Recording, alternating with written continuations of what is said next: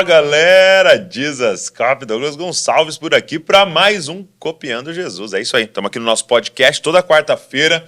Tem podcast novo, de segunda a gente tem um com convidado, sempre vem um convidado aqui, conta o seu testemunho, mas de quarta-feira a gente gosta de pegar um tema para a gente trabalhar, para a gente meditar, para a gente conversar junto aqui, e é uma conversa mesmo, por isso eu quero que você deixe comentários aqui, fala com a gente, porque nos próximos a gente vai poder usar esses comentários e saber o que é que o Senhor está falando, ministrando no seu coração a partir de tudo isso. A gente tem uma missão aqui, deixar você mais parecido com Jesus e te dar ferramentas para que você leve outras pessoas a essa jornada maravilhosa que é copiar Jesus, se parecer cada dia mais com Ele. Ok? E hoje estou aqui muito bem acompanhado de Leonardo Silva.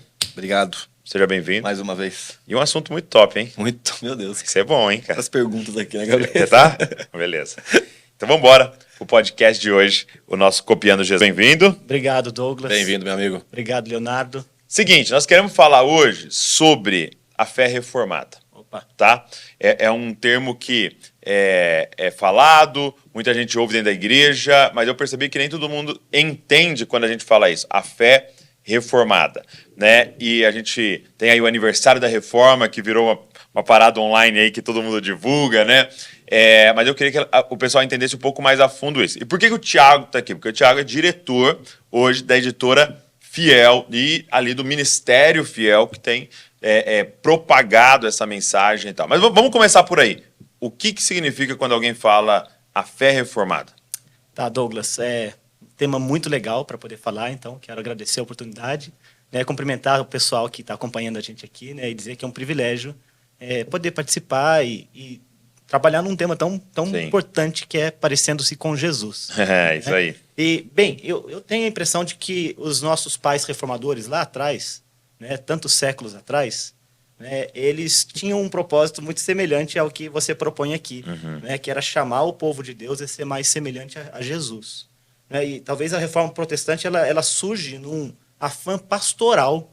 Né? Eu penso que sim, né, especialmente com Martinho Lutero, né, que é aquela figura assim, que é tão emblemática, né, e que suscita assim, tantas reflexões das mais diferentes, né, de muitas coisas que ele era um pastor que estava preocupado com a vida cristã do seu povo, das pessoas que estavam ali debaixo do seu pastoreio. Interessante essa reflexão. E assim, as 95 teses famosas, né, você mencionou aqui o aniversário da Reforma, né, que dão, pelo menos simbolicamente, né, início a esse movimento de reforma, né, naquele 31 de outubro de 1517, né, ele sai lá naquela imagem que a gente está acostumado já, né? Do claustro negro, anda 1 quilômetro até a igreja do castelo, afixa ali aquela chamada para um debate sobre as vendas de indulgências.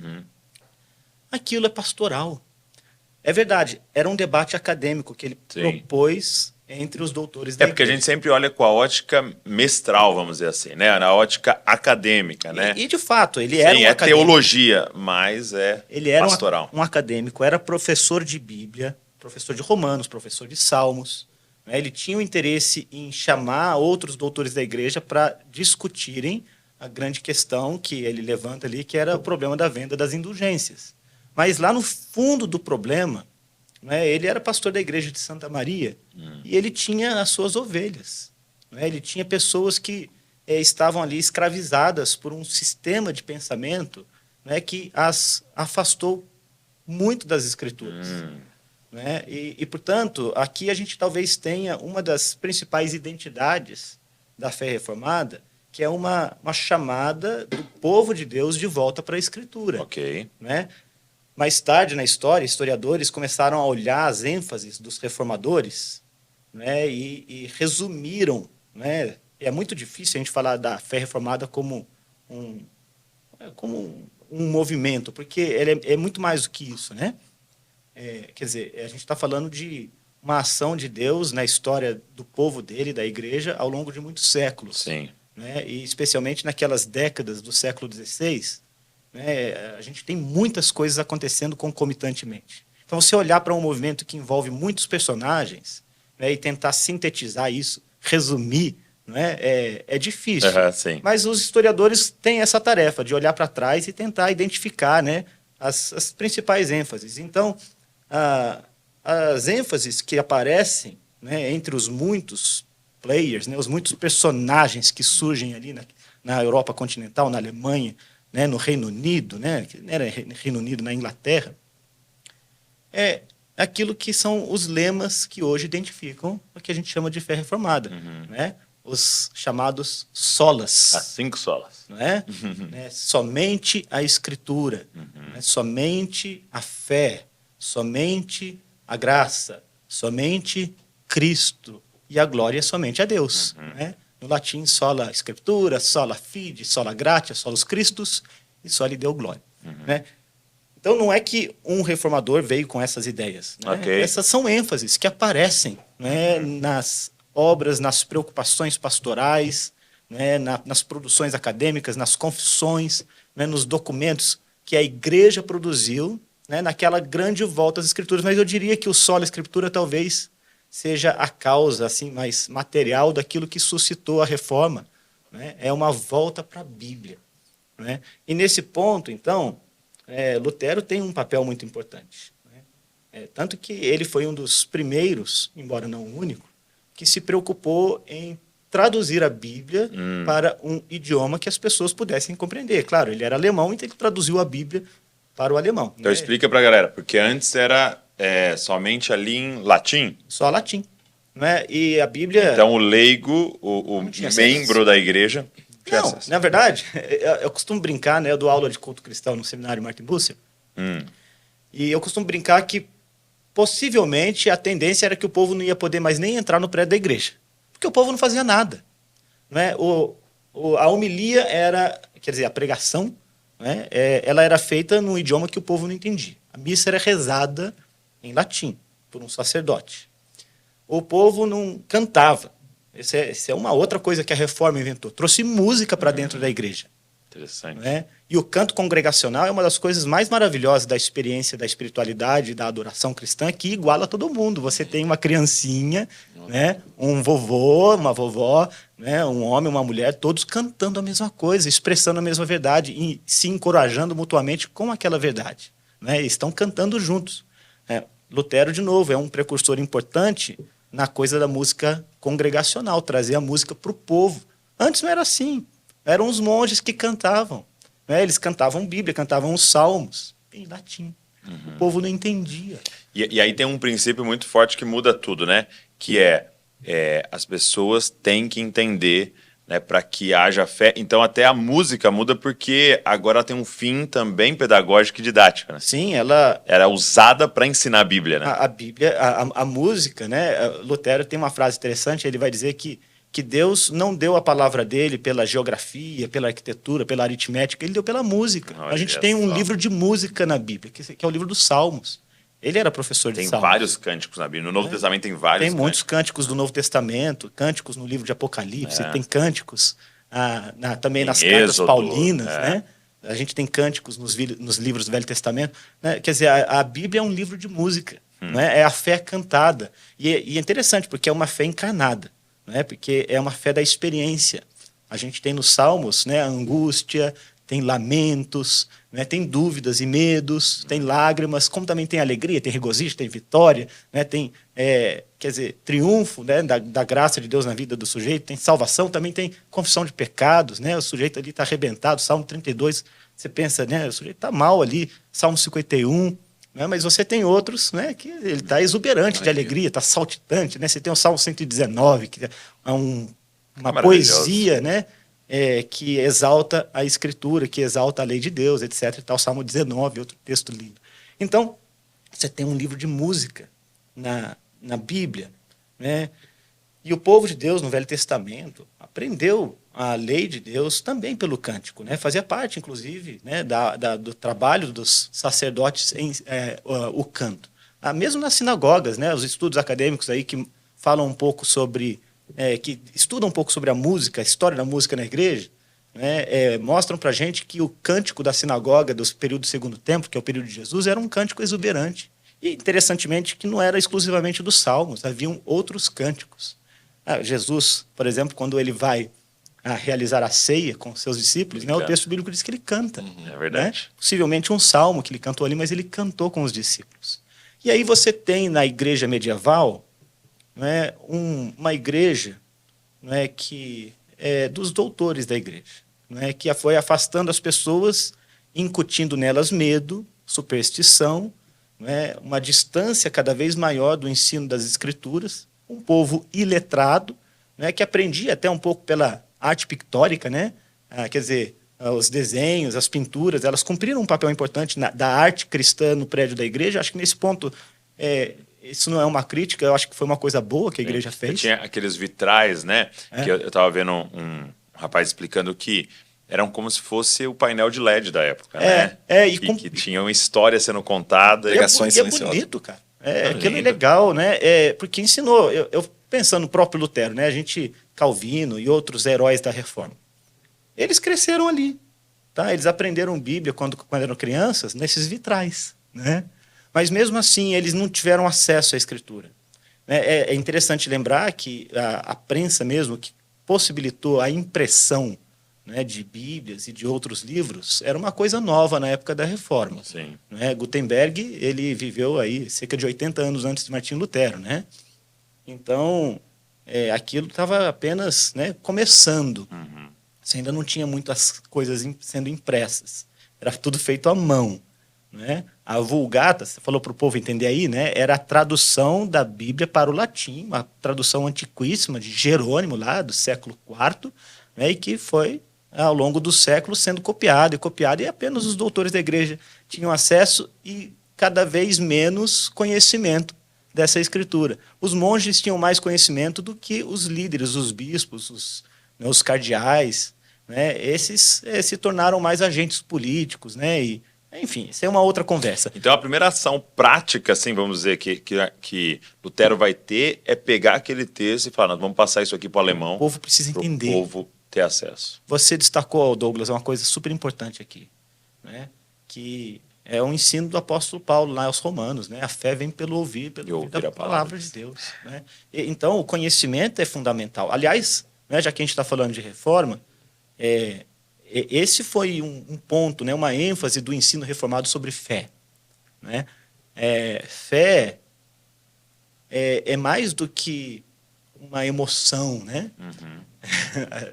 Pensando aqui no brasileiro, né? O brasileiro fala que tudo é fé, né? Ele vai fazer um jogo na cena lá. Uma fezinha. É uma fezinha, não é isso? Então, mas por quê? Porque às vezes a gente parte da noção de que a fé é um desejo muito grande que uma coisa aconteça. Eu tenho muita fé que tal coisa vai acontecer. É assim? Uhum. Só que fé é mais do que isso. Na Escritura, a gente vai ver que a fé ela envolve elementos muito importantes, né? Por exemplo, Jesus está no barco, né? Ele acalma aquela tempestade, os discípulos ficam assustados com aquilo e eles começam a dizer, quem é esse? Né? E aí Jesus os censura, ele dizendo, por que a vossa fé é pequena? Por que a vossa fé é tímida, na verdade, ele diz. Uhum. Até porque fé pequena não é problema na Bíblia. Ele Não. vai dizer que uma fé do tamanho de um grão de mostarda é suficiente. Mas o problema, às vezes, é a qualidade da fé. Ela não tem um objeto certo. Eles não entendiam que era Jesus. Eles perguntaram, quem que é esse? Que até o mar lhe obedece. E Jesus vai dizer que a fé deles é tímida, porque eles ainda não sabiam quem era Jesus. Não tinham entendido. Não. Isso mostra pra gente que fé implica, ela chama a gente para um conhecimento. E conhecimento de Cristo. Uhum. Porque a fé precisa ser toda devotada nele. Não é? Então, fé implica entendimento. Mas ela, obviamente, tem mais do que isso. E isso os reformadores entenderam bem. Né? Eles definiram fé em 3 expressões bem interessantes.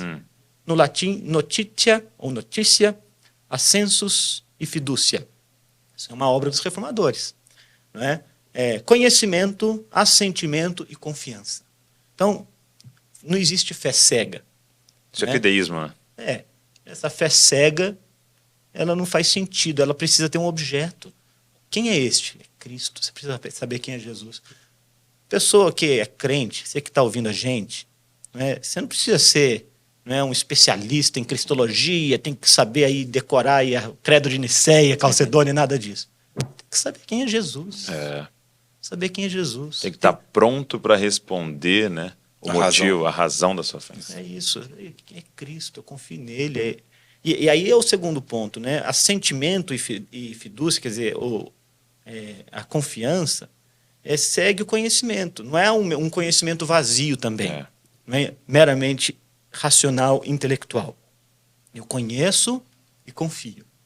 Eu conheço, eu acredito, eu confio. Os reformadores entenderam que fé envolve esses elementos. É um conhecimento que me leva a crer, né? E essa crença me leva à confiança.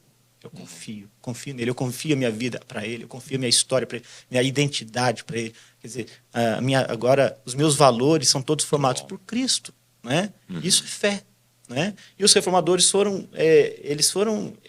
tiveram esse entendimento de que o povo precisava desse conhecimento de Cristo revelado nas Escrituras. E aí entra um dos problemas na época da Reforma, que eram as fontes de autoridade, né? Você tinha a igreja de um lado e a escritura do outro, e muitas vezes eram contraditórias uma com a outra. E os reformadores disseram, a gente fica com a Bíblia. A gente fica com a Bíblia. Ela está acima de papos. No momento em que isso se contradiz, a gente fica com a Bíblia. É isso. Tinha os papas, tinham os concílios, mas muitas vezes essas coisas estavam dizendo coisas que a Bíblia não dizia, e a Bíblia é a nossa fonte final de autoridade. Então a Bíblia é isso, né? Ela chama a pessoa a esse conhecimento que Deus usa, o Espírito Santo usa para produzir fé no coração. Agora, uma coisa muito forte que você falou no início é isso, né? Havia uma motivação pastoral, né? Achei isso muito bom, né? Tinha. De cuidar daquele povo que estava perecendo, né? Não, trazendo para os nossos dias, Tiago, eu acho que é legal você falar um pouco disso, que hoje existem igrejas que são influenciadas pela reforma e igrejas que são reformadas, né, nas tradições brasileiras, apesar de a gente ser essa pluralidade de igrejas. Qual que é a diferença, então, de uma igreja que tem pessoas ou influência de uma teologia reformada e uma igreja que se declara reformada em si? Quais são as diferenças aí? Tem um pouco a ver com a tradição, né? Por exemplo, a tradição confessional de algumas igrejas, né, as conecta com a história da reforma, tá? Isso não significa que essas igrejas abracem completamente, né, os principais distintivos da fé reformada, né? Então, algumas denominações subscrevem confissões de fé, né? Por exemplo, a Igreja Presbiteriana do Brasil, né? É uma denominação bem ampla, com um número grande de igrejas, subscreve a Confissão de Fé de Westminster, 1647, é um legado da Reforma, já é posterior à Reforma, mas que, né, ela sumaria bem, né, os grandes ensinos da Reforma do período de Calvino e Lutero até o período em que ela foi composta. Okay? Então, essas igrejas elas são chamadas de reformadas por se inserirem nessa tradição. Né? Aí você tem outras, né? Igreja luterana, embora tenha havido uma divisão, há uma ala da Igreja luterana que é de persuasão mais liberal, mas tem uma que ainda permanece ligada à tradição mais antiga da Igreja luterana. Né? Até mesmo a Igreja anglicana, né, embora ela também agora esteja tendendo para uma linha mais liberal, até mesmo na Inglaterra, ainda no norte da África você tem alguns que permanecem conservadoras e conectadas às confissões históricas, principalmente o Livro Comum de Oração, né, que é o principal livro de doutrina da Igreja Anglicana. Nigéria, mesmo Sudão, Egito, né, as igrejas anglicanas lá são ainda, né, legatárias da Reforma. Né? Acho que isso está diminuindo cada vez mais, mas é tão legal perceber que você ainda tem representantes dessa fé reformada, e, por exemplo, no norte da África. Né? Uma coisa assim que é um pouco inesperada, talvez, por alguns, mas para mim é muito especial e mostra como, né, o Espírito de Deus não é limitado por geografia. Né? Não. Mas então, agora você tem igrejas que, por outro lado, são igrejas que não estão inseridas nessa tradição denominacional, né, mas que têm procurado emular, abraçar, trazer para o seu contexto, né, essas ênfases da reforma. Né? Talvez toda a herança, né? Toda a riqueza aqui. Desse legado, essa riqueza mesmo. Né? Então você tem um pouco disso, que são igrejas independentes, né, que migraram, né, por assim dizer, né, no Brasilzão nosso, né, que tem literalmente milhares de denominações né, evangélicas diferentes, né, algumas minúsculas, outras muito grandes, super fragmentado. Né? Você tem também movimentos muito autônomos, independentes. Tá? Então você, por exemplo, tem dissidências, né, sei lá, de igrejas pentecostais, até mesmo carismáticas, que começaram a ouvir os nossos caras reformados aí. Sim. Pô, tô ouvindo Augusto Nicodemos, tô ouvindo aqui, né, Franklin Ferreira, né, tô acompanhando aqui a Jesus Cop, né, tô lendo os livros da Fiel, da Vida Nova. Isso tá mexendo comigo, eu tô aqui mudando meu entendimento e tal, né? Agora a gente é reformado, né? Uhum. E aí, aqui, na verdade, estão se alimentando de um conteúdo que está ligado a essa tradição e tudo, né? Muito legal. Mas são igrejas que estão ainda caminhando, né? Para tentar trazer para a sua doutrina, para o seu ensino, para a sua prática eclesiástica, algumas, né, dessas ênfases da reforma. Né? Talvez isso distinga uma coisa da outra. Não sei se isso Não, era isso. O Léo tem dado uma ênfase muito grande, assim, até aproveitando suas redes sociais, para falar muito sobre leitura e tal. E eu não tinha, assim, a gente, desde o início do Dizascope, entendeu que a gente tinha uma missão de fazer a nossa geração ler mais, né? Legal. Mas eu não tinha noção da importância de editoras até eu ir para outras nações. Então, por exemplo, eu fui ao Japão. Uhum. E aí a gente se depara com essa situação. Por exemplo, eu fui no Japão e era um evento, tinha 1000 jovens lá. E aí eu me esforcei para levar livros e tal. E eu anunciei, falei, gente, eu trouxe esse. Em 10 minutos tinha acabado tudo. Acabou tudo. Porque havia uma fome tão grande que eu não tinha parado a pensar que o que forma a cultura de um povo é o livro, né? E eles não tinham nem em português lá, muito difícil de chegar. E não tinham traduzido porque vários dos jovens não conseguem ler português. Não tinha traduzido para o japonês e tal. Sim. E aí eu comecei a perceber, na Europa, tal, a importância de alguém ser um missionário, né, espalhando literatura. É uma né? baita obra, né? É uma baita de uma obra e de fundamento, né? E aí eu queria te perguntar como é que você chegou nesse lugar de ser o diretor de uma editora, né? Eu estava até lendo lá que você teve que abrir mão de certas coisas e tal para entrar nessa missão, né? Isso, é verdade. Bem, a Fiel tem uma história muito legal porque ela tem muito a ver com o que você falou aí, né? Quer dizer, é a visão, né, de um missionário que percebeu o valor do livro. O livro é uma boa ideia, porque se não fosse, né, Deus não usava essa. Exatamente essa ferramenta. Quer dizer, de tudo que Deus poderia usar para, né, trazer a revelação dele, ele entendeu que ele precisava registrá-la, né, no texto impresso, né, no livro. Então, Sim. A gente já tem um bom, né, argumento incentivo aí, né, para poder multiplicar bons livros, né? Mas o que aconteceu é que a história da Fiel é interessante porque ela tem a ver com um movimento missionário, né? O fundador da Fiel é já falecido, é um pastor missionário chamado Richard Denham, Ricardo Denham, a gente carinhosamente chamava ele de pastor Ricardo. Foi meu pai na fé, né? Mas ele vem para o Brasil em 1952. Ok. Na verdade, Americano. ele é americano, né? Ele era batista. Os pais dele tinham sido missionários na China. Eles estavam na China em 1949, quando na Revolução de Mao Tse Tung eles foram expulsos da China, vieram para a América do Sul, foram para a Bolívia e de lá migraram para o Brasil, para a região do estado do Amazonas, né, lá para as Ribeirinhas. E aí seu Ricardo nasceu em 27, naquela altura estava com 24 anos, 25 anos, já casado. E os pais escrevem uma carta para que eles venham para cá. Eles vendem tudo que tem, no modelo de missão de fé. Né? O herói de fé dele era George Miller, né? Dos orfanatos. Era o modelo dele. Né? Então ele não Era muita fé nessa área financeira, né? Tudo. Era tudo na base da oração. Então ele não foi enviado por uma igreja assim, né? A igreja dele era pequenininha na época, 25 membros. Então não tinha patrocínio de uma igreja. Tinha. Sim. Não foi mandado por uma agência missionária, não tinha uma estrutura, não tinha nada disso. Ele vendeu tudo que tinha, pegou aquele recurso, né, entrou naquele avião da Panam e veio parar lá na Manaus. De lá pegou barco, foi para Amazonas e aprendeu, né, a fazer missões ali com os pais dele, plantando igreja. Né? Sofreu oposição, a gente tem registros lá. Né? O padre era um padre italiano lá na cidade, década de 50, imagina. Né? Brasil, assim, bem das antigas. Eles queimaram bonecos na frente da casa deles com a imagem deles lá, gritando morte aos protestantes, vida aos católicos, esse tipo de coisa assim. Tem uma placa que botaram na porta da cidade, né? Nossa Senhora de Fátima, livrai-nos da heresia dos protestantes. Né?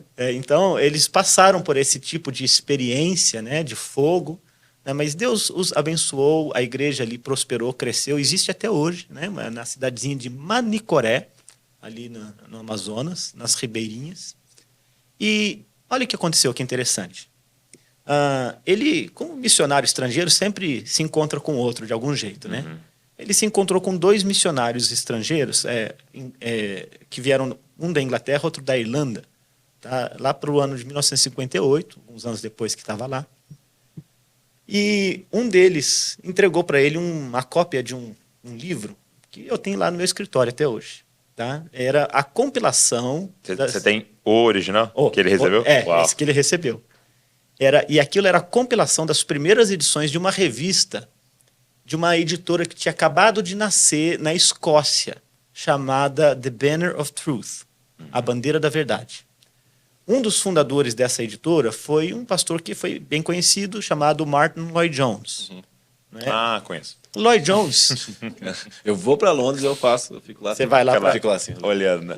imaginando tudo que aconteceu. Então imagina, né? Nos anos 40, ele começou uma série de conferências em que ele trouxe o quê? Fé reformada, né? De novo, ali para o coração da vida da igreja. Ele começou a falar dos personagens, né? Quem foi George Whitefield? Quem foi, né? O próprio Charles Spurgeon, que tinha sido esquecido, né? Quem foi Jonathan Edwards? Então ele começou essas conferências elas causaram um rebuliço muito grande na igreja dele e nas igrejas ali da Inglaterra, do Reino Unido, da Escócia, né? Um avivamento pelo interesse nessa teologia que vinha sendo esquecida, né? E na esteira disso tudo, uma editora nasceu na Escócia, chamada Bandeira da Verdade. E ela começou a publicar uma revista, e as cópias dessa revista chegaram então na mão do pastor Ricardo, lá em Manicoré, em 58. Ele começou a ler aquilo, e aquilo abriu o mundo Isso ele dele. tinha quantos anos? Você acha? Ele é de 27, em 58 ele estava com 30 anos, 31 anos. Né? Então, veja, ele começou a ler aquilo lá e ele descobriu que alguns dos heróis que ele admirava abraçavam uma teologia que ele ainda não conhecia, essa tal da teologia reformada. Ele não veio de um contexto da teologia reformada, ele veio de um contexto fundamentalista. E aí ele começou a ler aquilo, e aquilo mudou a mente dele, mudou a teologia dele, mudou o coração dele. Tá? E aí ele falou assim, a chave para levar entendimento para as pessoas é livro. Foi um livro que mudou o meu entendimento e eu preciso colocar livro na mão das pessoas. Aí o que ele fez? Ele foi lá em Manaus e fundou a primeira livraria evangélica do estado do Amazonas. É mesmo? Em 1959. Né? E começou essa livraria. E aí sabe o que aconteceu? Não tinha livro. Não tinha livro para vender. Não tinha. Aí começou... Ele tinha Bíblia, tinha alguns livrinhos aí da Casa Editora Presbiteriana, da Editora Luterana. Era pouca coisa. E aí ele ficou um pouco frustrado e falou assim, eu não tenho livro para colocar na mão das pessoas, mas aquilo ficou ali, né, no coração dele. Ele começou a trocar cartas, e essa é uma história muito legal, com o próprio Lloyd Jones, com vários desses nossos heróis da fé aí. Eu tenho essas cartas todas lá. Você tem? Original? Sim, sim. Porque ele começou a escrever para esses caras, né? E falou assim, o que vocês estão fazendo aí? Eu quero fazer aqui também, no Brasil, eu estou aqui. Né? E eles, então, escreveram, encorajando, ajudando, dando apoio. Legal. Né? E pronto, com essa ideia, a ideia do livro, né? Ele falou, então eu preciso publicar. Né? E aí ele começou a fomentar esse desejo de publicações, parecido com o que vocês fizeram aqui na Jesus Copy, né? Se tornou uma editora, vocês publicam livros, né? Começou com Bíblia, falou assim, não, a gente precisa levar livro para o povo. Né? Mas graças a Deus você está certo, aqui no Brasil tem muita coisa. Tem bastante coisa hoje, graças a homens como esse. Né? Mas tem um certo pioneirismo ali. E aí o que acontece? Ele veio para São Paulo, tá? No começo dos anos 60, ajudou a fundar a Imprensa da Fé. Mesmo? Ele é um dos cofundadores ali na época. Ele não sabia. Em 62, até o Mauro que está lá, que é o presidente da imprensa hoje, né? Foi contratado ali para ser office boy na época. É mesmo? Pouco depois disso, Então, para quem sabe, é uma grande gráfica, né? Grande gráfica. Que imprime os livros. Então, naquela altura, ele ainda não estava mexendo com publicação. Mas aí, finalmente, né, ele conseguiu se organizar. Em 1966, nasce a Fiel. Tá? A editora Fiel nasce com uma revista chamada O Leitor Cristão. É a nossa primeira publicação. E, naquele mesmo ano, publicou os primeiros livros. Interessante. O primeiro livro foi uma tradução de um livro da própria Banner of Truth da Escócia. Qual era? Você lembra? Lembro. O livro é O Ide é com Você, e o outro, no mesmo ano, foi O Evangelho em Gênesis, que por acaso a gente ainda tem, chamado Cristo em Gênesis. Né? E um dos editores da Banner, que está vivo até hoje, ele está aí com quase 100 anos, está com 97 por aí, o nome dele é Ian Murray. Ele tinha... Escocês. escocês. Ele tinha sido assistente do Lloyd Jones, assistente pastoral, e depois foi para a editora trabalhar lá. Ele até hoje serve na editora, né, como um dos diretores eméritos lá. E ele mandou, na época, um cheque de 300 libras como incentivo para a primeira publicação. Eu encontrei com ele em 2009 e mostrei para ele a cópia da carta e do cheque que ele mandou. Ele ficou super emocionado, foi muito legal. Depois, eu estive com ele algumas vezes, né, na casa dele, depois na Escócia, em 2019. Ele já estava nonagenário, eu fui visitá-lo lá na Banner. Né, a mente dele muito, né, lúcida ainda. Eu gravei uma entrevista com ele. Né? Tá no YouTube, no canal da Fiel. É bem legal. Depois eu mando para você, acho que você vai gostar de ver. Então, você vê, né? A gente teve esse legado, né, da Banner como um modelo de publicadora e passou a publicar livros. Né? E, então, o pastor Ricardo ele começa a Fiel com o propósito de semear bons livros na mão de pastores. E essa era uma outra parte da visão dele, de que se ele chegasse nos pastores, ele chegaria nas igrejas. Isso é genial. Tá? Então, eu influencio um pastor.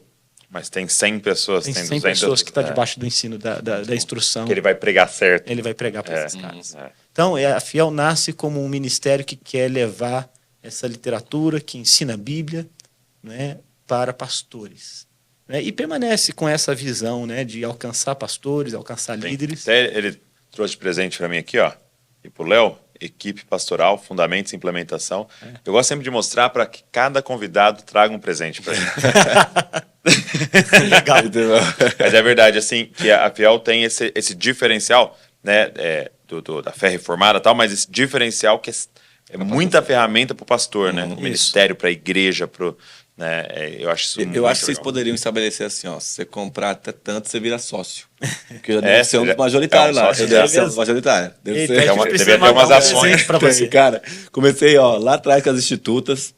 Aí foi. Mas então, você perguntou de como eu chego lá. Aí, como é que você chega lá? Não dava para eu falar da minha chegada. Não, é legal antes a história. de contar como que ela nasce. Ele foi para São José dos Campos, depois que os filhos cresceram nos anos 80. O pastor Ricardo era muito visionário. Então ele queria fazer uma universidade cristã. Não deu certo, mas ele muda para São José com a ideia de fazer uma universidade lá.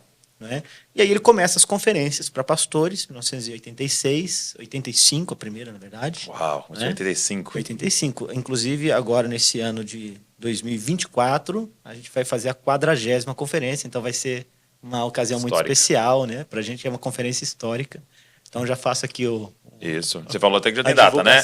É a segunda semana de outubro. Tá bom. Segunda semana de outubro de 2024. Isso. Então vai ser bem especial. A gente está planejando algo assim muito legal mesmo para celebrar 40 anos, né, de conferência. E você falou que vai ser focado em Romanos. Isso. Romanos, exatamente.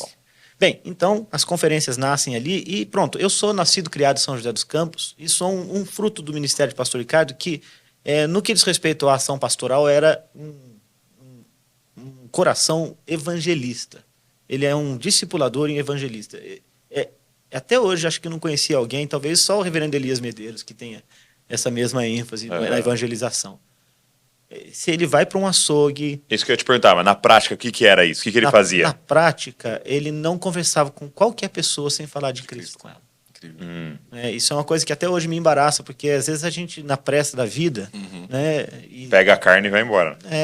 E não fala. E às vezes fala, mas pouco, né?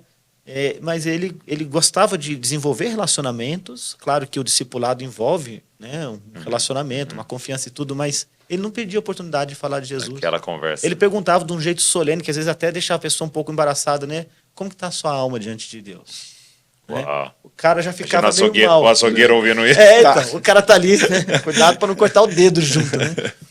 Mas ele fazia esse tipo de abordagem, às vezes, né, que dava um choque na pessoa e se ela mostrasse interesse em continuar a conversa, ele continuava, ele parava o que estava fazendo para evangelizar. Muito bom. Né? E o coração dele sempre foi assim. Né? E foi nesse contexto que eu tive contato com ele ainda como moleque. Né? Eu era coroinha na Igreja Católica quando ele chegou, né, e me alcançou ali, membros da minha família primeiro e depois na igreja que eu faço parte até hoje. Eu estou há 33 anos na mesma igreja. Que legal. Batista. Igreja Batista da Graça, aqui em São José dos Campos, que, aliás, ele é um dos fundadores também. Né? Então, assim, ele foi um pai na fé para mim e, desde então, eu tive acesso, porque ele estava ali conduzindo a Fiel, né? A Fiel. Né? Então, já como adolescente, eu comecei a frequentar as conferências, ia lá para ajudar e tal. Você era um dos voluntários e tal. Ia como voluntário, vender livros, fazer várias coisas assim, né?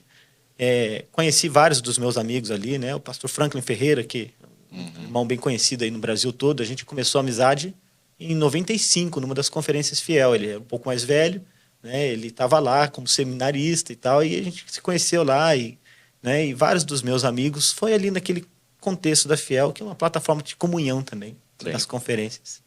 Eu fui estudar direito, né? Casei bem cedo, e quando eu estava terminando a faculdade de Direito, já tinha terminado, na verdade, né? Eu trabalhava na Embraer, que é uma empresa de aviões aqui de São José, na parte de negócios internacionais. E o pastor Ricardo estava envelhecendo. E ele estava com uma equipe muito pequena, né? Já meio preocupado com o futuro. E ele teve um acidente, né? Lá nos Estados Unidos. A gente ficou preocupado com a saúde dele. Eu liguei para ele e ele falou, olha, eu preciso de ajuda. Eu tinha entendido a palavra dele, mas eu falei, não, mas o senhor está sendo ajudado aí, os médicos estão te ajudando. Ele, não. Tem enfermeira aí. Foi que eu falei para ele. Aí depois você sabe o que eu estou falando. Você sabe do que eu estou falando. Não, eu sei.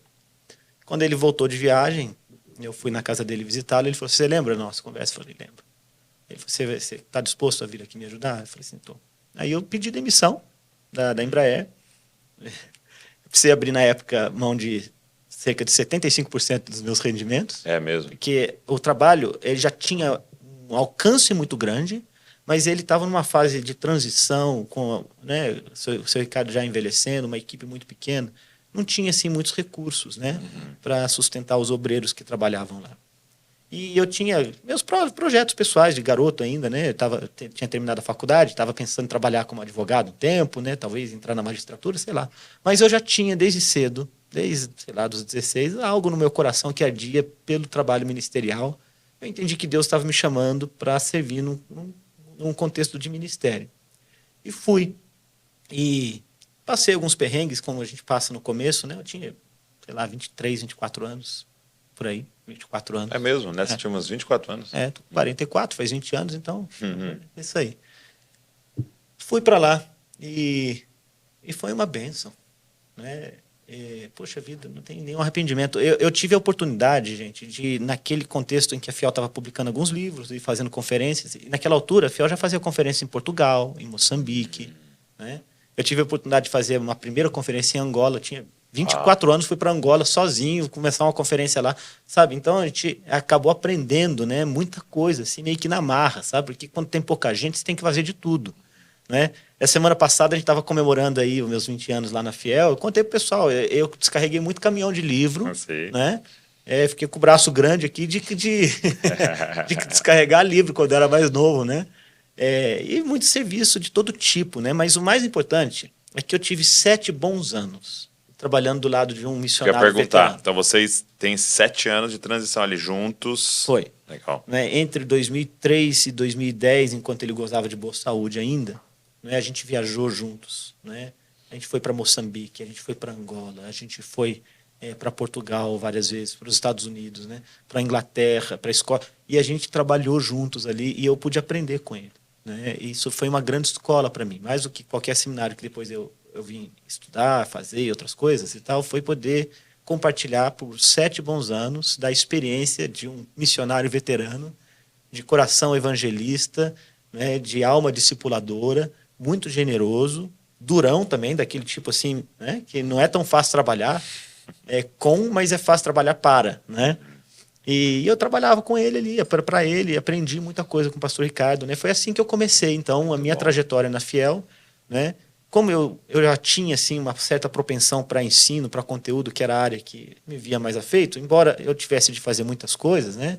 Gerenciar escritório, esse tipo de coisa, eu queria mexer com livro, né?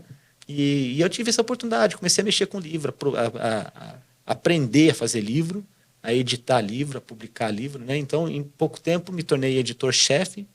Depois de um tempo, o filho dele, que trabalhava na indústria da música evangélica lá nos Estados Unidos, ele largou tudo também e veio trabalhar com o pai. Isso foi muito importante. O nome dele é Rick Dennan. E a gente trabalhou junto por um bom tempo ali, aprendi muita coisa com o Rick também. E quando o seu Ricardo ficou doente, em 2010, né, aí ele foi saindo de cena aos poucos, né? Ele faleceu em 2013, né, foi um período difícil. né? E eu permaneci ajudando nessa parte de conteúdo. Eu era o cara que ajudava a produzir o conteúdo, a pensar tudo que a gente ia fazer nas conferências, nos livros e tal. E o Rick ficou à frente da direção executiva, né? Quando o pai dele se aposentou, por assim dizer, em 2010, né? Até o ano de 2020. Em 2020, Rick acabou se envolvendo com o ministério de John Piper, chamado Desiring God. Ele é o diretor internacional deles hoje. Legal. Né? E do Nine Marks, do Mark Dever. Ele dirige, na verdade, esses dois ministérios, né? A parte internacional. E ele faz um trabalho muito legal, porque isso que você falou, de você viajar para o Japão, por exemplo, e não ter livros, é o que ele está tentando fazer. Ele tem levado Desiring God e Nine Marks para o mundo todo. Que demais. Né?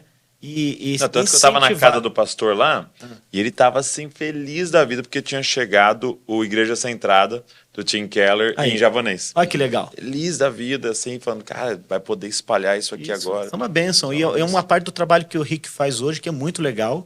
Ele vai para esses países, ele encontra gente que está começando a produzir, incentiva, apoia, né, consegue levar recursos desses ministérios para eles, e os caras estão publicando. Eu estou vendo publicações pipocando mundo afora. Que bênção. Né, e isso tem muito a ver com o trabalho que ele faz. Né? Mas com a saída dele, eu já estava lá há muitos anos, então foi uma transição mais natural.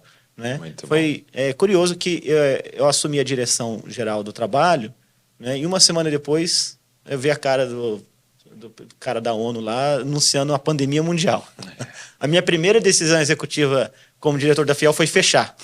Meu Deus. Eu vou começar, fechando. Mandar todo mundo para casa, né? Lockdown. Então foi né? Trabalho domiciliar, uma chatice. Mas foi um período difícil, né? Mas também com aqueles anos todos, né? De aprendizado e tudo. E a gente aprendeu a fazer muita coisa, como vocês fazem aqui, né? Online, né? Nossa comunidade é forte. A gente tem um trabalho bom ali, uma equipe muito legal, que é super antenada com tudo que está rolando, né, no mundo online. E então a gente tem alguma experiência para fazer isso, e naquela fase a gente explorou isso bastante. Né? Então, tentar ser muito criativo, né, para continuar levando o livro, o conteúdo, né, o ensino que a gente tem. Cursos, né? Mas agora pelas plataformas digitais e tudo mais. E é uma coisa muito interessante que eu queria até abrir para a galera aqui. Você pega para mim a Bíblia, porque vocês lançaram uma Bíblia agora, né, recentemente. Foi. Então, é a Bíblia de Estudo da Fé Reformada. Da Fé Reformada. Gente, já usei. Aqui, você consegue também fazer musculação e estudar. É o peso da palavra. É o peso da palavra. As pessoas não têm noção de quão complexo é um projeto desse. Nossa, é pesado, hein, cara? Deixa eu te fazer uma pergunta. Quanto tempo foi para que isso aqui nascesse, saiu, pum? Quando vocês pensaram e saiu? Quanto tempo foi para trazer? E olha que é uma tradução, hein? Isso, para trazer. Foram... Olha, se eu disser o tempo mesmo, o pastor Ricardo quando eu cheguei em 2003, ele já queria fazer uma Bíblia. Uau! Você vê, uma historinha, né? A NVI, que foi publicada pela editora Vida, esteve na mão da Fiel nos anos 80, tá? Ele segurou os direitos de publicação por alguns anos, porque ele tinha o sonho de fazer uma Bíblia. Ele não tinha recurso na época. E aí acabou, muito caro. Muito caro, é pesado, você precisa de uma equipe especializada. E aí ele precisou abrir mão, né? E graças a Deus, o pessoal da Vida fez. Na época, acho que foi o professor Luiz Saião que coordenou as traduções e tal. Verdade. Trabalho muito bom, né? E saiu a Bíblia NVI, né? Mas quase que ela sai pela Fiel. Olha né? só. E então isso mostra que já era um sonho antigo, né? E aí o que acontece? Essa edição que você tem nas mãos aí, ela é a tradução do Reformation Study Bible, que foi editada talvez por um dos grandes representantes aí da teologia reformada da nossa época, o R.C. Sproul, R.C. Sproul. Sim. O Sproul que faleceu, lamentavelmente, né, para mim, cedo demais. Há pouco tempo, né? 2017. É isso, eu lembro. Né? E, puxa vida, ele que era... talvez aí um dos luminários nossos aí da fé reformada, sabe? E uma personalidade sensacional. Pensa num cara que era maior do que a vida, que era alegre, que tinha uma inteligência que era capaz de pegar as coisas mais complicadas e torná-las fáceis. Né? Alguns dos caras que a gente mais gosta, como Keller, por exemplo, são imensamente devedores, e ele sempre disse isso ao Dr. Sproul. E é engraçado que as fotos de contracapa era sempre ele sorrindo, né, nos livros. Eu tenho... todos somos teólogos, todos teólogos, né? Eu tenho também Iniciação à Filosofia, um livro dele introdutório de filosofia, e sempre que eu olhava na contracapa, Cara, parece um cara simpático, Ele sempre era, sorrindo. ele era um cara que, quando ele estava numa sala, ele dominava aquela sala. Todo mundo prestava atenção no que ele tinha para dizer e todo mundo se divertia com ele. Ele conseguia ser super E amigável. ele foi o editor-chefe desse projeto. Foi. Ele foi um cara que começou um trabalho voltado para leigos. O Ligonier Ministries, que ele fundou, tinha o propósito de pegar essa teologia reformada, tá, e colocá-la numa linguagem, né, que fosse acessível para o povo todo. Ele Bem no coração do Lutero ali, né? Ele queria que as pessoas profissionais liberais, sei lá, um advogado, um médico e tal, né, gente que gosta, né, de estudar, que essas pessoas acessassem, né, esse ensino, esse acervo de conteúdo, né, apreciassem isso, multiplicassem isso. Então, ele desenvolveu um ministério todo voltado para leigos, né? Sim. E esse ministério, Deus abençoou, cresceu, se tornou um programa de rádio nos Estados Unidos, né, revistas, livros. Ele publicou muita coisa, né? A gente tem muitas obras de Sproul publicadas em português por várias editoras, a Fiel, Vida Nova, a Cultura Cristã e várias outras publicadoras, né, já têm feito, né, trabalhos aí do Sproul. E de todas as principais obras dele, né, faltava a Bíblia, né? Ele tinha participado da produção dos comentários de uma Bíblia nos anos 90, que foi chamada Bíblia de Estudo de Genebra. Né? Eu ia perguntar dela. Que foi até publicado em português. Mas o que ele fez? Ele queria fazer a edição dele. Tá? Então ele até removeu os comentários dele da Bíblia de Genebra. Tá? Aqui a gente tem em português, hoje não tem os comentários de Sproul. A primeira edição de 96 da Cultura Cristã tem ainda. Tá? Mas depois disso, não. E aí ele começou a trabalhar nisso, né? Ele convocou aí, tem uma lista dos teólogos, colaboradores, meu né? Deus. Você tem várias páginas aí de gente especializada nas mais diversas áreas, né? De teologia bíblica, por exemplo. O J.I. Packer. Velho Testamento, Novo Testamento, né? Vários, né, filologistas de todo tipo, gente assim, do mais alto nível, né? E gente da teologia sistemática, gente, né, da área de interpretação bíblica. Peraí. BC. Som. Ei. Eu que meti o dedo aqui no microfone. Desculpa, gente. Tem problema. Sou meio italianão aqui. Né? Tem problema, não. Já bati aqui na mesa, já fiz. Vou tentar ficar mais estoico aqui. É escocês. Vamos lá. Então, ele é um cara que, né, convidou essas pessoas todas para fazer isso e se dispôs, então, a preparar uma Bíblia que fosse robusta e que representasse, né, o coração dessa teologia reformada nas suas notas de estudo. Então, é uma Bíblia que ela tem uma ênfase teológica muito grande nas notas de estudo. Tá. Né? Então a ênfase é teológica. É teológica, né? E as notas todas são voltadas, assim, são dentro dessa tradição da fé reformada. Tanto que na parte de recursos, no fim dela, tem as confissões que representam a reforma. Então, tem todas lá. Né? Tem a confissão helvética, tem a confissão belga, tem a confissão batista, né, Londrina, em 1689.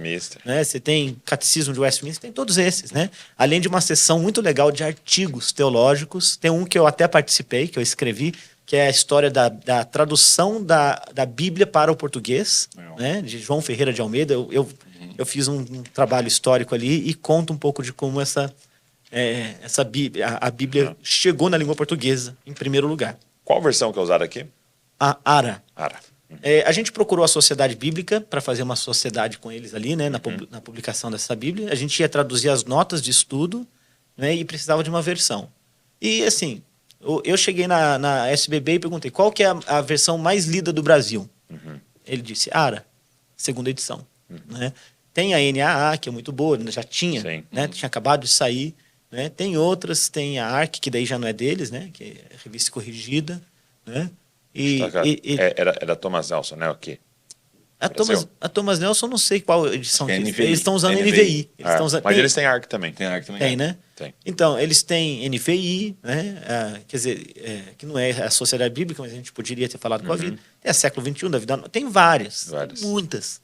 Mas eu queria saber qual que é a mais comprada do Brasil. Por quê? Eu queria que as notas fossem para a versão bíblica mais comum. Né? E então ele disse, não, ainda é a ARA. Né? Então vou usar a ARA. Então essa foi a primeira escolha, né, fazer essa parceria com a sociedade, mas foi em 2015, Douglas, que a gente assinou. Eu estava em Frankfurt, na Feira do Livro, né, e eu já tinha acessado a Bíblia, já conheci e tal, e lá eu me encontrei com um dos representantes ali do Ministério Ligonier, né? E foi interessante porque foi bem em frente uma réplica da gráfica de Gutenberg. É mesmo? Vocês assinaram Que a ali? gente assinou. E uma pergunta, você...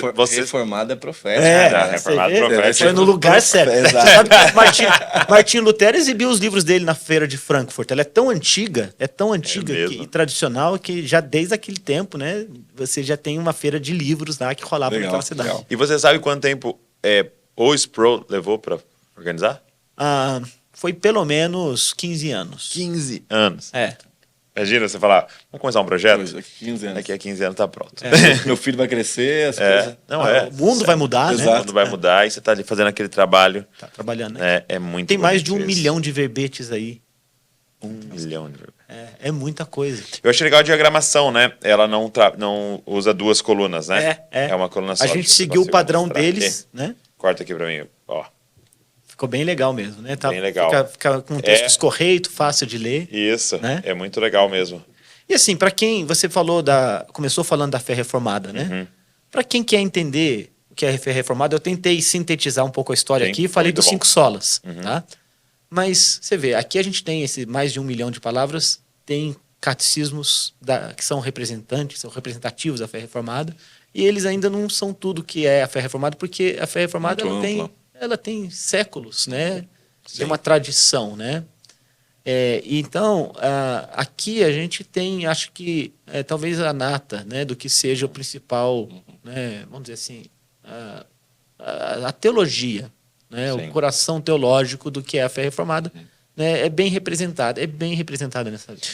Eu incentivo muito a galera a ter, né? A gente aqui fala muito disso, da pessoa ter uma Bíblia sem comentário. Ah, sim. Para ela ler, meditar e, sabe, espremer ali, buscar. Agora eu quero que você fale para as pessoas qual a importância de ter em casa uma Bíblia Você quer falar? com comentários. Tá. A Bíblia sem comentários tem a da Jesus Cop, viu, pessoal? Isso, tá aí. Caso vocês não saibam, tá? Maravilhosa. Tem lançamento. Né? Tem Então, lançamento. pronto. Leiam, né? Leiam a Bíblia, né? E Jesus Cop tem uma diagramação legal, tem uma capa. É muito bom, tá? E vai ser uma oportunidade de você fazer o seu exercício de leitura bíblica. no ano, né? Seu exercício ali. Agora, qual a importância de ter acesso a isso aqui? Olha, isso aqui mostra, primeiro, que a gente, né, a fé da gente não nasce no vácuo, tá? Muito bom. Ela faz parte de uma história, né? A gente tem 2000 anos de cristianismo, né? E tem uma estrada que foi trilhada por outros antes de nós, né? E que pensaram a fé e que lutaram com dilemas semelhantes aos que a gente luta também, né? Então, a gente tem, né, um vínculo, né, histórico com os pais da fé do passado, que cujo pensamento a gente pode acessar Muito bom. pelos livros, né, nesse caso, né, por aquilo que eles produziram, né? E uma Bíblia de estudo que foi preparada, você vê, né, a lista de especialistas, né, pessoas assim muito qualificadas que dedicaram muitos anos da sua vida para estudar, entender, né, e ensinar, né, nos seus seminários, escolas e tudo mais. Eles apanham aquele ensino que eles transmitiram para outros, né, e colocam eles na forma impressa para que a gente possa acessar esse ensino. Sim. Né? Poxa, há uma doutrina maravilhosa que eu creio nela, assim, todo o coração, chamada, aqui é um nome complicado, né, mas é perspicuidade da Bíblia. Quer dizer, é a doutrina que diz que a Bíblia ela é uma coisa tão sobrenatural, né, que além de ela ser capaz de interpretar a si mesma, ela é acessível a todos. Olha tá? Eu não preciso ser um baita especialista. Clareza das Né? escrituras. É clareza. Pronto, obrigado, Leonardo. Nada. Você deu uma palavra aqui. Deixa mais fácil. Mas essa é bonita, essa daí. Eu vou usar isso aí nas aulas e... Clareza, ela é clara. Né? É clara. Só que tem partes dela que são difíceis, tá? Sim. E para quem duvida disso, é só ler o que o apóstolo Pedro fala dos escritos de Paulo, né? Exato. Ele vai dizer, poxa, o apóstolo Paulo escreveu um negócio difícil que, né? Difícil de entender. Tem gente usando de forma errada ainda. Então, tem coisas na escritura que são difíceis, tá? E é um ato de humildade a gente reconhecer que a gente não tem o domínio de todos os campos de conhecimento, Creio muito nisso. né? E que a gente vai acessar, né, a mente, o coração, os dons que Deus deu a outros para que a gente possa aprender deles. Uma boa Bíblia de estudo vai reunir esses ensinos para a gente. Poxa, né, a gente tem uma noção, sei lá, da geografia do local, né, das proporções. Por exemplo, sabe, eu uma vez, né, isso é uma coisa que a gente vê muito. sei se vocês são jovens aí, não vão lembrar dos flanelógrafos, né, da época que se ensinava aí Eu criança. lembro da igreja, né? Aqueles quadros que você ia colando as figuras para ensinar. Isso mesmo, então. Eu lembro de uma ilustração que eu vi uma vez, né, falando de Jesus na tempestade, pronto, Marcos 4, que eu citei aqui. Aí coloca Jesus num barquinho que parecia tipo aquelas canoinhas indígenas que a gente tem no Brasil. Né? Mas não era assim. Aquele barco da tempestade era enorme, cara.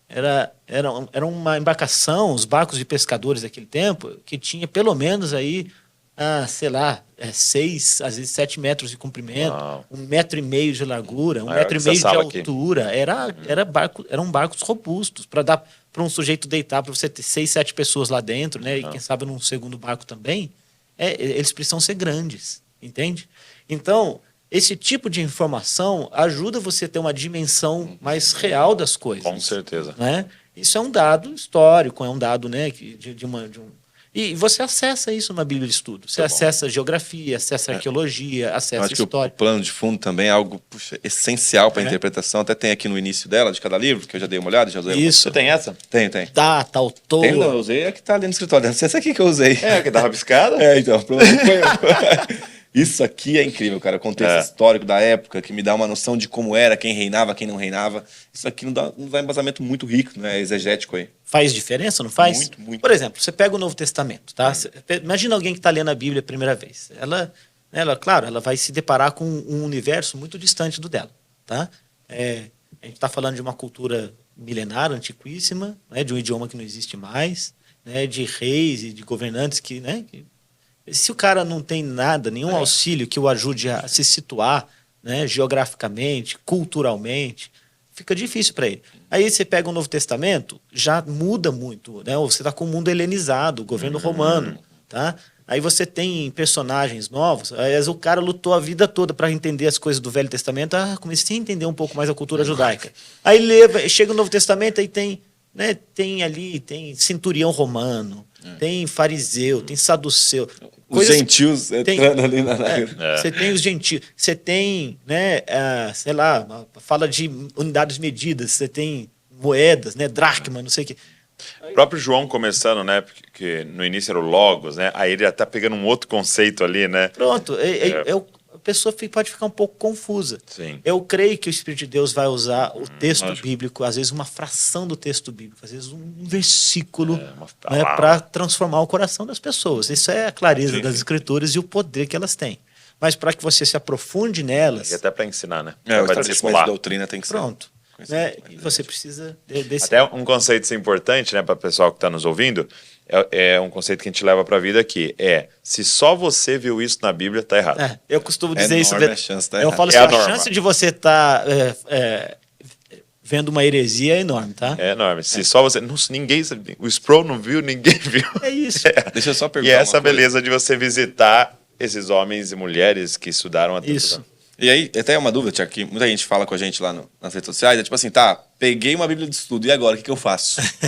Como é que usa? Como é que eu uso? Porque eu percebo muita gente, Léo, chegou aqui em casa, você indicou e tal, beleza, e agora o que eu faço com isso aqui? Como é que você Tutorial orienta uma pessoa assim? de uso de Bíblia. O uso da Bíblia de estudo. Tá, eu acho que vai depender um pouco do que aquela Cada pessoa... um, propósito do estudo. Tá. Vamos dizer, ela não sei nada, né? Aí eu diria que ela devia fazer o que o Douglas falou, pegar o texto bíblico, né? Primeiro que a palavra de Deus é a palavra de Deus. Né? Ponto. Então, os textos de auxílio, eles são para auxílio, mas o que vai mesmo mudar o seu coração, né, é a revelação da Escritura, tá bom? E é o poder do Espírito de Deus. Ore, peça que Deus te ajude, que Ele te ilumine a mente, né? E entenda que ali você tem um acervo de informações, né, que não adianta você tentar fazer uma leitura escorreita direta delas, tá bom? É uma leitura criteriosa, né? Que você precisa fazer. Se você, sei lá, você pega uma carta da Bíblia, né, do apóstolo Paulo, pega uma carta um pouco menor assim, Efésios. Eu queria entender um pouco melhor Efésios. Aí você, na medida em que vai lendo os textos, se você chegou num versículo que não fez muito sentido, vai na referência daquele versículo lá no rodapé. Provavelmente vai ter, ainda mais se for um versículo difícil. Ele não vai comentar versículo a versículo, mas aqueles mais difíceis, naturalmente, terão ali algum comentário. E esse comentário vai iluminar você, ele vai te ajudar, ele vai assim, ok, é isso que ele está falando. Né? E aí você, talvez, se tiver a oportunidade de ouvir um um outro professor sobre aquele assunto, você junta aquelas informações, né, lê de novo o texto, começa a tentar desenvolver suas próprias convicções com base naquela, né, naquela dica que você recebeu, né, no conselho que você tem ali, né, do professor que te ajudou. Você tem vários professores, né? Aqui é um seminário, você tem vários professores, né, estão falando para você, olha, sobre aquele assunto. Então, os caras estão te ajudando a entender um pouco melhor. Não é barato, né? Porque é um grande livro, né? Seria como se estiver comprando vários livros, né? É um investimento, mas que, assim, todo cristão deveria fazer, se organizar para comprar.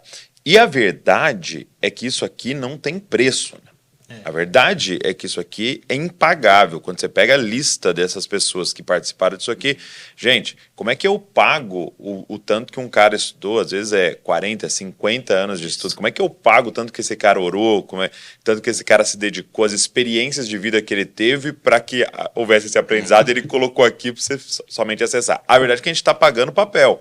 Né? Você está pagando a impressão que foi feita lá na China e chegou aqui, e essa capa linda e tal. E o sonho de 40 Porque anos. Porque o que está aqui não tem preço, né? O sonho de 40 anos. Sim. O pastor Ricardo, que começou lá atrás, sonhando com... Isso aqui é... Isso que me pega, cara. Porque, vamos supor, 40 anos atrás ele não tinha uma ferramenta dessa. Não tinha. E hoje a gente tem, é claro que tem o custo, mas se a gente dividir no cartão, dá um jeito, isso daqui tem um valor, cara, inestimável. É uma pena que não dá para dividir em 40 anos de parcelas. Não dá. É um pouco demais. Mas financiamento. Mas esse é o ponto, né? É o resultado do trabalho de muita gente, né? E você falou aqui tem um custo de papel. Isso que a gente está pagando, porque o que está aqui, cada nó de pé, não teria como pagar, não tem preço. É um baita tesouro, gente. É um tesouro muito grande. E essa e tanta dor, eu lembro que eu cresci e o meu pai me deu uma da Shed, né? Sim. E era isso, era olhando ali os versículos, indo lá e falando, nossa, agora entendi e tal, e volta.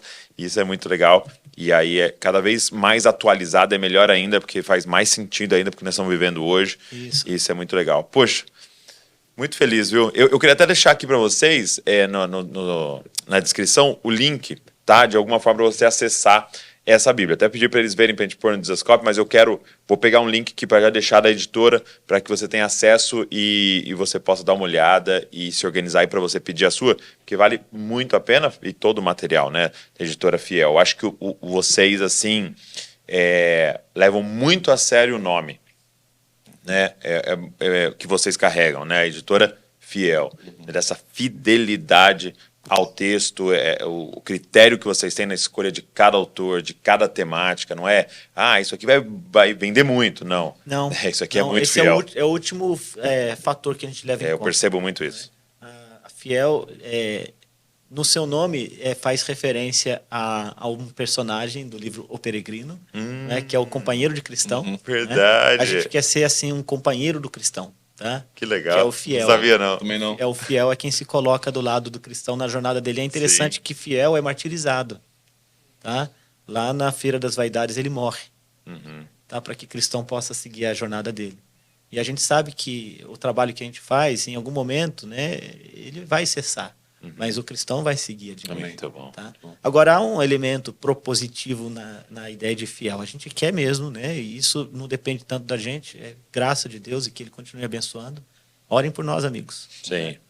Porque a gente quer ser fiel, né? A gente quer...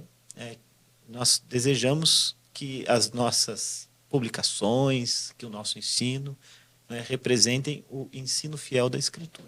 Muito bom. É uma coisa que a gente tem conversado aqui, é que a gente precisa redefinir sucesso. Como pessoas bíblicas, redefinir sucesso. Porque hoje a gente flerta com isso, né? Esse vídeo foi bem. Por quê? Porque teve muita visualização? Isso. Né? Ou porque o que está falado ali foi fiel a Deus, às Escrituras. Esse livro bombou, mas por quê? Porque teve muito acesso, porque né? Teve muitas vendas? Ou porque o que está aqui dentro é fiel, né? E a gente tem falado sobre isso, né?